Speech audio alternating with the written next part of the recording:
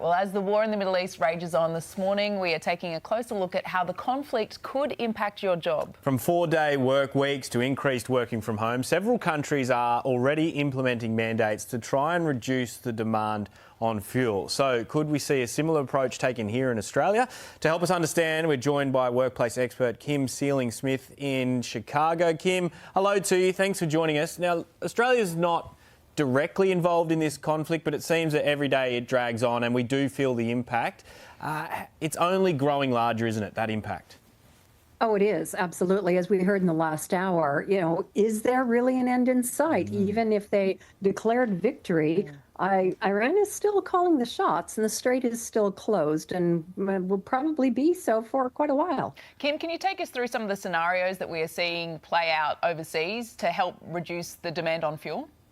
Yeah, it's interesting. Thailand has probably had the strongest response. So they have mandated work from home specifically for the government employees, and they're actually targeting a 20% usage cut in that. The Philippines and Pakistan have mandated a 4-day work week. In fact, the Sri Lanka has declared that every Wednesday is a public holiday. So different countries in Asia are taking different approaches, but they're all taking a fairly strong mandate to try and cut down the energy usage.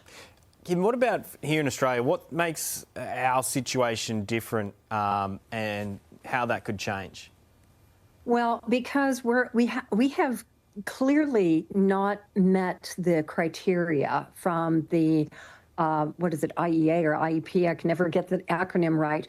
But, they suggest that we have 60 to 90 days. And for the last decade, we've fallen short of that. Yeah. So even when the PM came to address, the keep calm and carry on speech that I think did anything but help us, keep calm and carry on, he said that after mid-April, it's kind of anyone's guess. We don't have energy security here in this country and haven't for a very long time. So, unless something happens and the strait opens, come mid-April, early May, we will be looking at some sort of measures to decrease energy consumption. And I guess the fear is, Kim, when we think of measures, we think back to COVID times. I think we've all still got PTSD from that time in the world. What have governments learnt from that? And should action be required? How would approaches be different this time around? Yeah, well, fingers crossed, they have learned the lesson. And I think what's going to be a little bit different is we went through 2 years of lockdown, and we know how to do this. And hopefully we know that mandates are not the right answer. And also, hopefully this time around, we'll have the private sector weighing in. Some of the unions have already weighed in with what they're suggesting. They are encouraging their folks to work from home. Some of the larger companies are encouraging their folks to work from home. So hopefully it's going to be more of a partnership this time instead of Big Brother telling us what we should be doing. Kim, I reckon I speak for a lot of people when I say that the thought of a 4-day work week sounds pretty good, but are there potential cons to bringing in something like that? And then also, if that gets brought in for a short period of time and then we go back to the traditional 5-day work week, what are the downfalls of that? Well, put it like this. I have appeared on Today probably 25 times in the last year and a half, and at least 20% of those were all about mandates to bring people back in the office 5 days a week, and those failed miserably. So once the horse bolts from the barn, there's no putting it back in.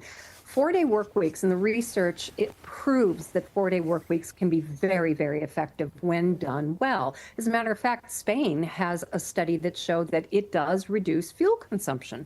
So that could be a very good option for us. However, once that is mandated and we prove that it can work, and it can work without a doubt, we're not going to be able to go back. I'll take the 4-day work week.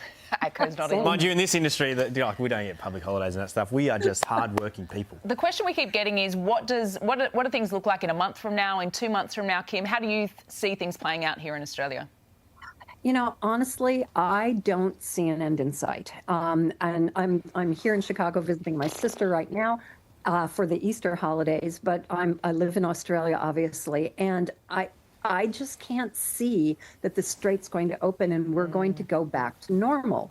What I'm hoping is that our government is negotiating alternative, and I know that they are, alternative fuel supplies, that we will find another way around.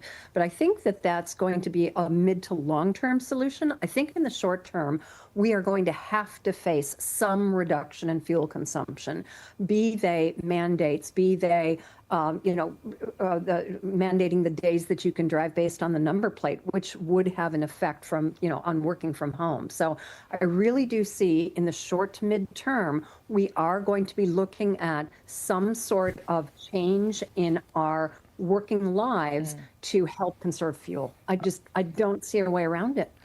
All right, Kim, it's always great to have you on. Thank you for joining us. Thank you. Happy Easter. You too.